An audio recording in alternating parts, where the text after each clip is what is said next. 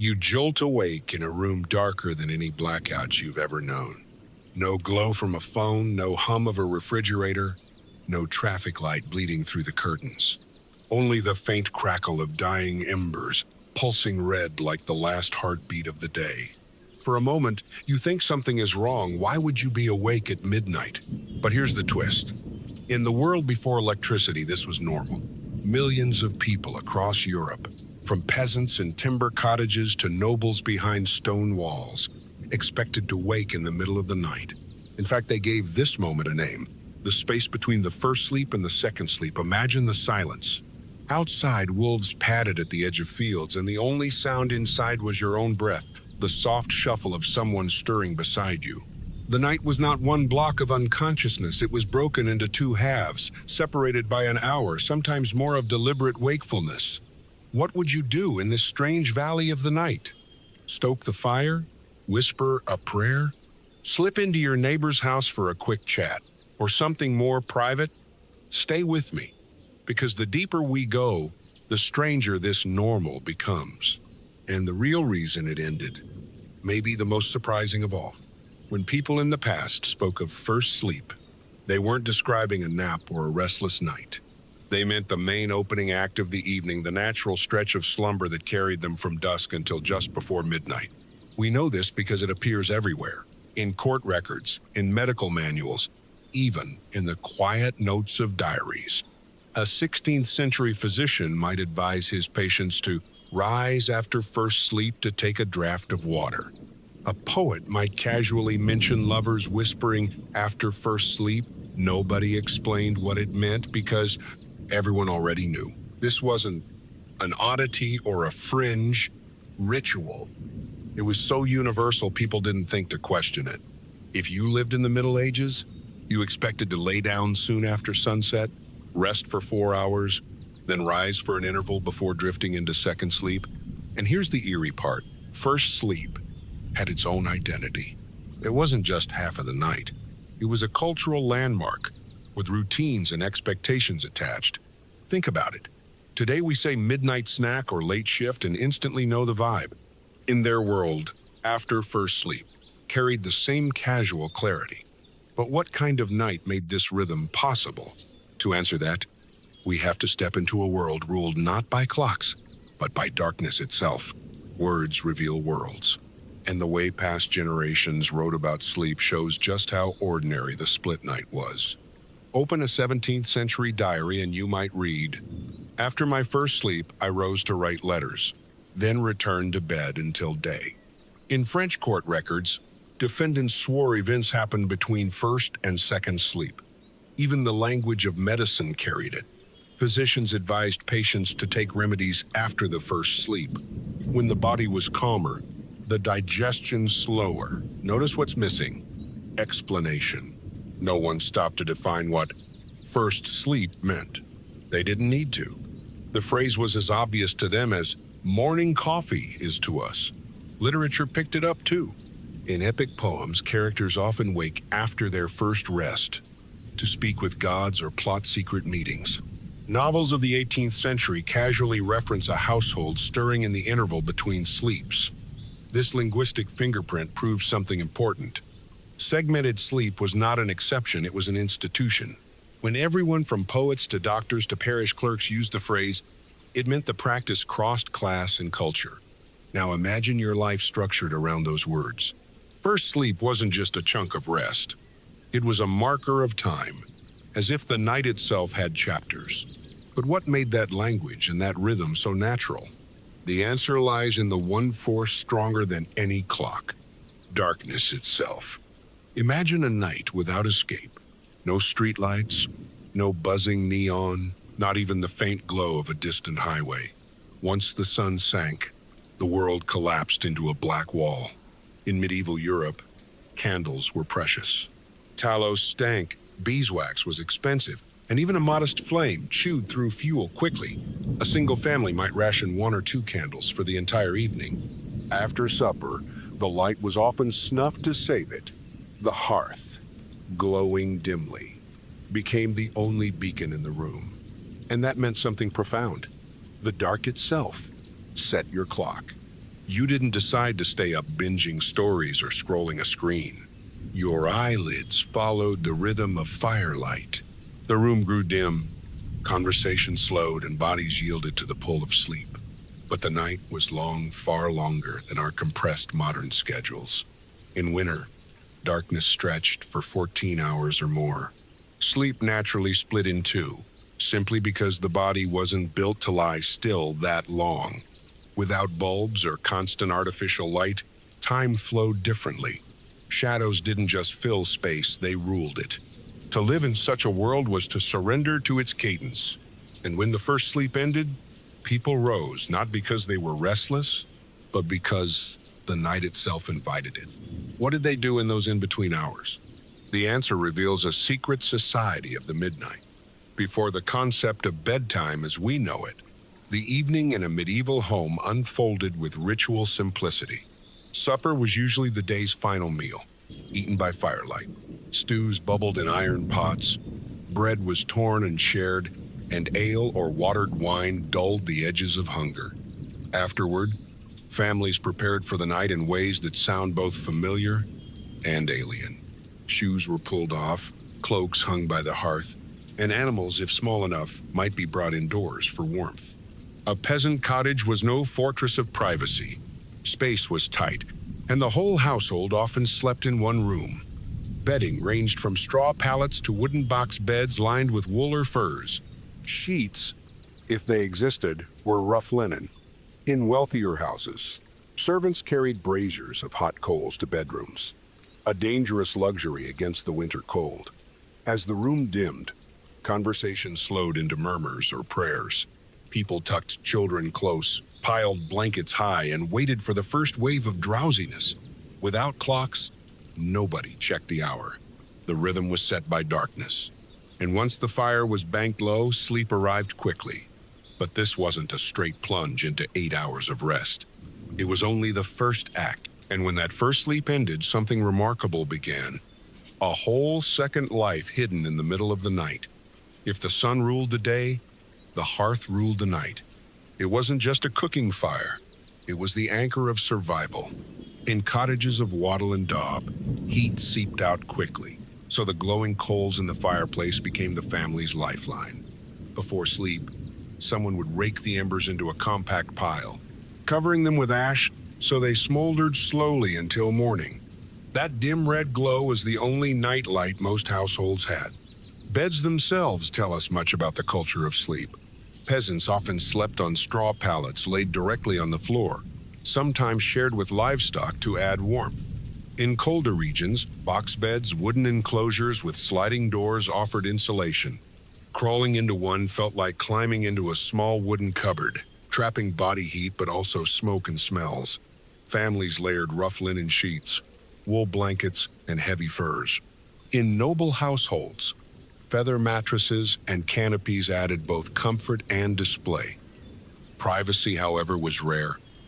Children, parents, servants, even travelers might share space.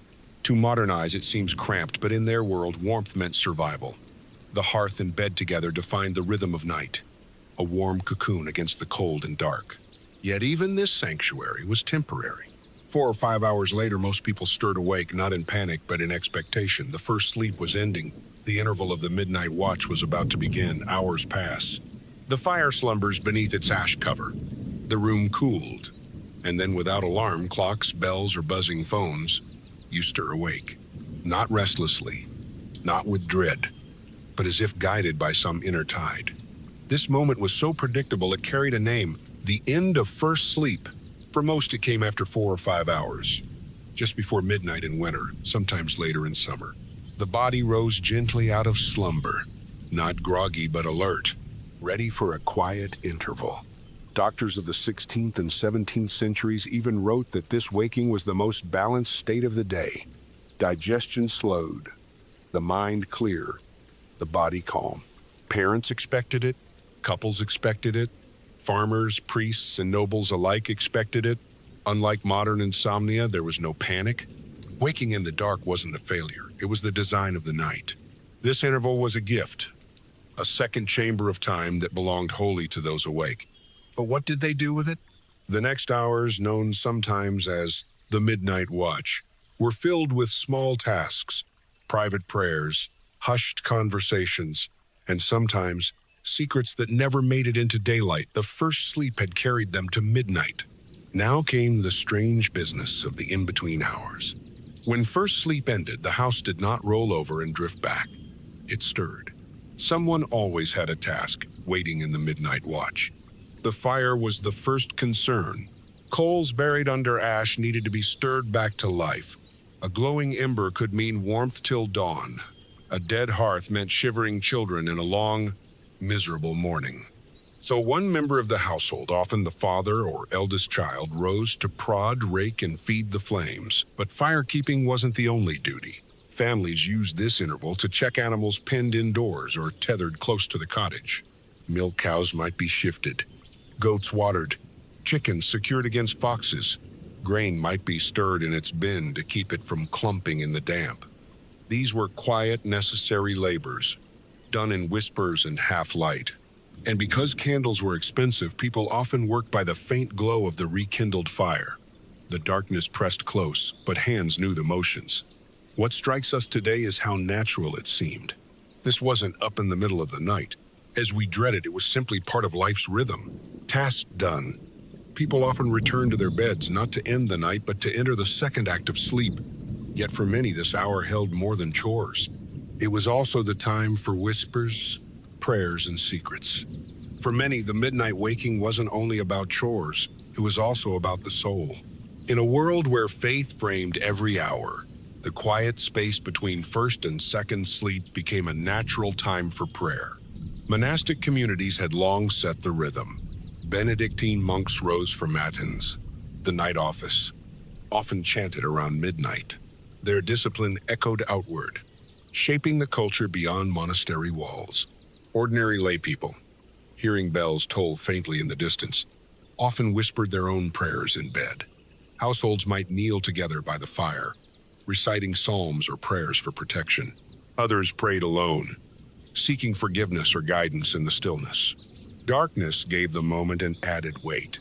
With the village hushed and no distractions, these words felt closer to heaven. Some believed dreams that followed second sleep carried divine meaning. The prayers said at midnight, therefore, might prepare the mind for visions or warnings delivered before dawn. To modern ears, midnight devotion sounds extreme, but to them, it was practical. The night had handed them a pocket of time. Why not use it to speak with God? Still, not every soul turned to prayer. Some turned to one another. The interval between sleeps was also a time for whispers, laughter, and intimacy that the daylight could not allow. Not every voice at midnight was raised in prayer. Many were lowered to whispers, tucked under blankets, or shared beside the fire. The space between first and second sleep was also a time for intimacy. Historians note that couples often chose this interval for closeness. After the weariness of the day had faded and the house was quiet, partners found a natural pause to talk or to share moments of affection. Medical texts of the period even advised that conception was more likely after first sleep, when the body was rested but not sluggish. For families packed into a single room, even ordinary conversation could feel private in the hush of midnight. Parents told stories, children murmured questions, and neighbors lodging together exchanged quiet words. Some accounts describe laughter, even singing, softly carried in the dark. This time carried a strange freedom. Without candles burning, there was no rush. With the village asleep, there were no witnesses. Words spoken here belonged only to the shadows. Yet the night was not limited to whispers within one house. Sometimes, people stepped outside, crossing yards or streets, slipping into other homes under cover of darkness. The in-between hours connected families and neighbors in unexpected ways. And that brings us to one of the most curious customs of segmented sleep, visiting neighbors in the dark. Step outside your cottage at midnight, and the world feels utterly different. The streets are quiet, but not empty. Somewhere in the blackness, a door creaks, and another figure slips out, holding a lantern or a glowing ember from their hearth.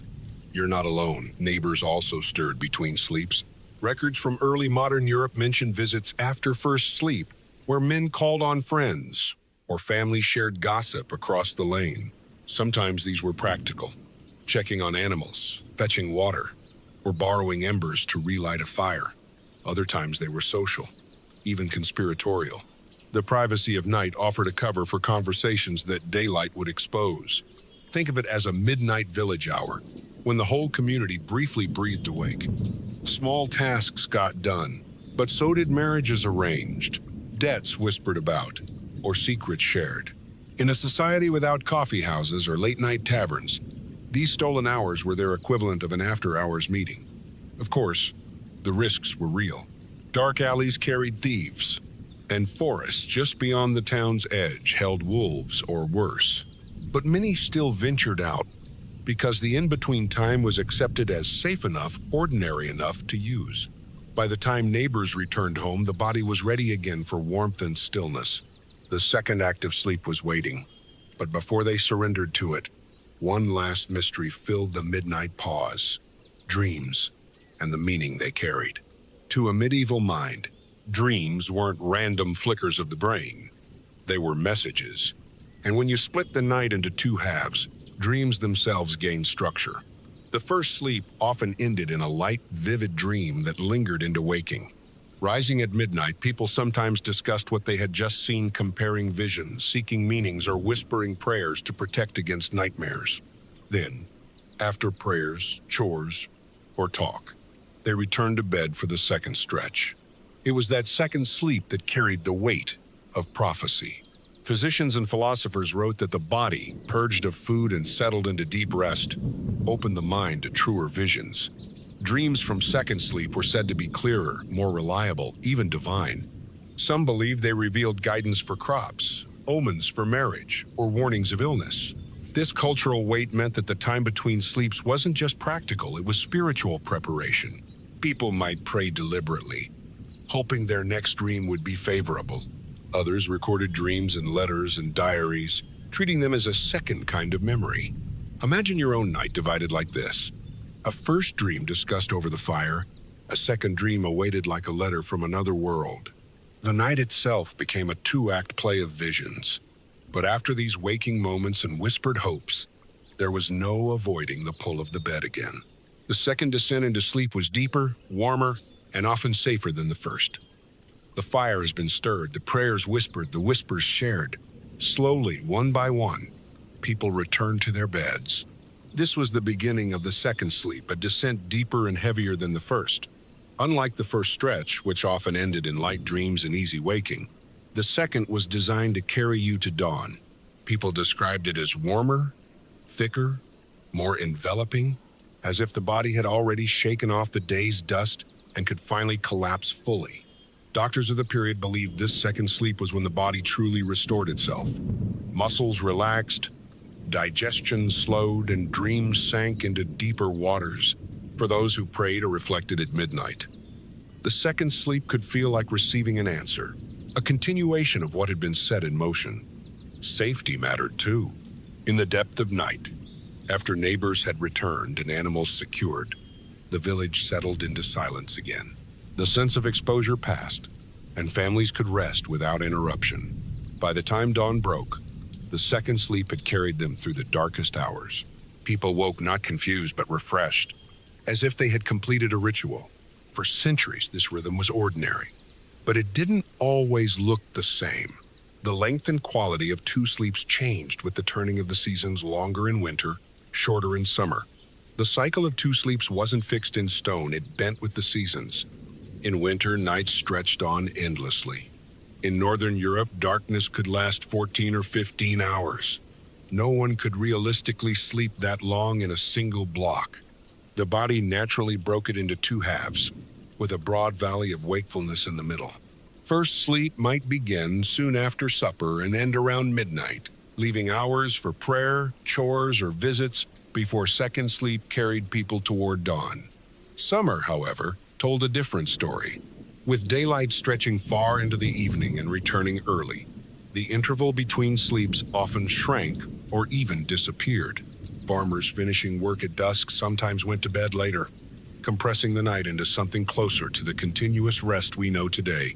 But even then, references to first sleep remained in the language, a reminder that the habit lingered. The pattern then was flexible. It wasn't a rigid ritual, but a response to the length of night itself. The darker and longer the season, the more natural it was to rise in the middle hours. And those seasonal rhythms touched more than sleep. They shaped work, festivals, and even crime. Long winter nights encouraged storytelling and neighborly visits. Shorter summer nights gave thieves less cover. Two sleeps, then, weren't just a personal rhythm. They were woven into the seasonal heartbeat of a community. But what happened inside that rhythm also depended on who you were, peasant or noble, rich or poor. Not all nights were equal. The rhythm of first and second sleep was shared across society, but the experience of it varied dramatically between a peasant's cottage and a noble's chamber. For peasants, nights were practical above all. A family might crowd into one smoky room, sleeping on straw pallets or shared mattresses. The interval between sleeps was often used for survival tasks, tending livestock, stoking the hearth, or checking that stored grain was safe from rats. Privacy was rare, and the rhythm of the household dictated when and how people used the midnight pause. Nobles, by contrast, lived in larger houses with servants in separate chambers. Their midnight interval might involve quieter pursuits, reading by candlelight, playing music, or engaging in conversations that could stretch for hours. Some noble households even treated the space between sleeps as a kind of second evening, with servants summoned to bring food, drink, or even company. The materials of comfort differed too. A peasant's box bed was built to trap heat, while nobles lay under feather mattresses and embroidered canopies. But both groups still shared the same biological pattern: sleep divided by a waking interlude. This contrast reminds us that two sleeps weren't just about biology. They were about economics and environment. A plowman and a lord both woke at midnight, but one rose to tend animals while the other rose to sip wine. Soon, though, the rhythm of rich and poor alike would be reshaped not by class, but by the march of technology and the rise of the clock. For centuries, the rhythm of sleep belonged to the darkness. But as towns grew and church towers rose, a new master began to measure the night: the bell. In medieval villages, bells marked more than worship. They rang curfews, calling people indoors at sunset. They tolled for fire, for danger, for the start of market days. In cities, the sound could divide time more rigidly than the rising and setting of the sun. At midnight, some churches rang the matins bell, summoning monks to prayer. Even lay people heard it in their homes, reinforcing the idea that the middle of the night had its own identity. Over time, more bells began to divide the hours: 3 in the morning, 6, 9. Sleep no longer flowed in silence. It was punctuated by sound. This shift mattered. Bells taught people to think of time not as a fluid stretch, but as a set of compartments. You woke, not only because your body stirred, but because the tower signaled you should. The nightly watch, too, relied on bells. Guards patrolled city streets, striking the hour as they walked, reminding citizens of both safety and surveillance. Midnight became less private, more public, a time measured, announced, and owned by institutions. The bell was only the beginning. Soon, fire gave way to something brighter, steadier, and far more disruptive: artificial light. When gaslight arrived in European cities in the late 18th and early 19th centuries, night itself began to change. What had always been the domain of darkness was suddenly brightened on command. For centuries, candles and oil lamps had rationed the evening. Their cost and fragility forced families to snuff them out early. But gaslight flowing through pipes and burning steadily in lamps along city streets offered something new: cheap, reliable, abundant light. Entire districts glowed long past sunset. Shops stayed open later, taverns pulsed with activity, and theaters performed into the small hours. Suddenly, people no longer felt the pull to bed at dusk. They lingered in conversation, in labor, in pleasure. And with bedtime pushed back later and later, The window for two sleeps began to collapse. Writers at the time noticed the change. One Londoner marveled that the city seemed to have 2 days in one, a daylight for work and a gaslit night for leisure. But that extra day stole from the ancient structure of segmented sleep. People still needed to rise at dawn, yet now they stayed awake longer, compressing rest into a single block. Gaslight didn't just illuminate streets. It rewrote the night itself, extending activity and eroding the natural valley between sleeps. But another force soon joined it, one even more relentless than light: the strict ticking of the industrial clock. If gaslight stretched the night, the factory whistle nailed it to the floor. With the Industrial Revolution came a new kind of time, rigid, mechanical, and merciless. Before, peasants and artisans worked by daylight, adjusting tasks to seasons. But factory labor demanded something else. Bodies on site at precise hours, every day, without exception. A bell or whistle shrieked at dawn, summoning workers from their homes. A second call marked breaks. Another marked quitting time. Life became a series of signals. This rigid schedule didn't leave space for a leisurely interval between sleeps. If you lingered awake at midnight, you risked exhaustion on the factory floor. Waking naturally around 1 or 2 a.m. was no longer an opportunity for prayer or talk. It was a liability. Wage labor compounded the problem. In a world where every minute of lateness could mean lost pay, people forced themselves into a single, consolidated sleep. The new 8-hour block wasn't chosen because it was healthier, but because it fit the machinery of industry. Writers of the 19th century began noticing fewer references to first and second sleep. The language faded. The rhythm that had governed nights for centuries began to vanish quietly, replaced by the drumbeat of industrial time. Two sleeps had survived darkness, winter, and centuries of custom. But against whistles and wages, they didn't stand a chance. And so the death of segmented sleep crept across Europe and America, transforming the night forever. By the mid-19th century, the language of first sleep and second sleep was slipping out of common use. References in diaries and medical texts dwindled, while new words crept in: bedtime, oversleeping, insomnia. The world was moving on. Artificial light had extended evenings, keeping people awake later than ever before. Factory schedules demanded early rising, chaining mornings to whistles and clocks. Between the two, the valley at midnight, the space for prayer, chores, or intimacy collapsed into nothing. Now, instead of waking naturally at 1 a.m., people dragged themselves into bed closer to midnight, only to rise again before dawn. Sleep compressed into one long block, not because it was more natural, but because it was more convenient for a society ruled by machines. What had once been the rhythm of kings and peasants alike became an oddity remembered only in folklore and the scattered pages of old books. Scholars who stumbled across the phrase first sleep in court records or novels puzzled over it, until historians pieced the story back together in the 20th century. By then, the world had forgotten. 8 hours in one block was treated as timeless, unquestioned, the very definition of normal. But if you've ever woken at midnight and felt strangely alert, you've brushed against the ghost of that older rhythm. The death of two sleeps wasn't the end of biology, it was the triumph of industry over tradition. And yet, traces of the old way still linger in our bodies, in our restlessness, in the insomnia we mistake for a flaw. Today, doctors call it middle-of-the-night insomnia. The experience of waking at 2 or 3 a.m., unable to fall back asleep. For many, it feels like a curse. But what if it's not broken sleep at all? What if it's memory? Sleep scientists studying pre-industrial societies noticed the same pattern our ancestors described. Without electric light, people often slipped into a segmented rhythm. 4 hours of rest, 1 or 2 hours awake, then another deep dive into sleep until dawn. It wasn't a disorder, it was normal biology responding to long nights. Historians have since argued that modern insomnia may be the ghost of two sleeps resurfacing.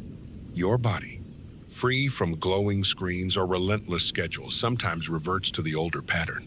Instead of panic, you may be experiencing what millions once expected every night. The difference is cultural. For medieval villagers, The waking interval was purposeful. They prayed, tended fires, talked quietly, or simply reflected. Today, we stare at glowing clocks, counting lost minutes, fearing fatigue in the morning. Anxiety, not biology, turns the pause into torment. This perspective flips the script. Perhaps our restlessness at midnight isn't failure, but a whisper from a forgotten rhythm, a survival trait from an age when the dark stretched long and time belonged to fire and silence. Still, whether we embrace it or fight it, the two-sleep system is gone as a social norm. Only fragments remain, like embers beneath ash. But the bigger question remains, did they sleep better than us? It's tempting to romanticize the past, to imagine medieval villagers sleeping more soundly than we do, free of screens, alarms, and endless to-do lists. But the truth is more complicated. Yes, segmented sleep matched natural circadian rhythms more closely. People drifted off soon after dusk, woke gently in the night, and slid back into second sleep without panic. In some ways, their rest was better aligned with biology. They weren't fighting blue light or caffeine. But comfort was another matter. Beds stuffed with straw or feathers attracted lice. Smoke from the hearth clung to blankets. Drafts crept in through cracks, and winter nights could freeze fingers and toes. Many families slept crowded together, trading warmth for privacy. And with no antibiotics or modern medicine, illnesses often worsened at night, making rest fragile. So, did they sleep better? Perhaps in rhythm, but not in quality. The idea of a perfectly restorative 8 hours never existed. They traded the steady comfort of mattresses and central heating for a more natural pattern shaped by fire and dark. We traded natural rhythm for convenience and lost the midnight valley that once structured life. In the end, the question isn't whether they slept better. It's whether they slept differently and whether our bodies still remember what that difference felt like. Because some argue we could bring it back, but would it work in our modern world? Imagine setting aside your phone at dusk, switching off every bulb, and letting the night take control.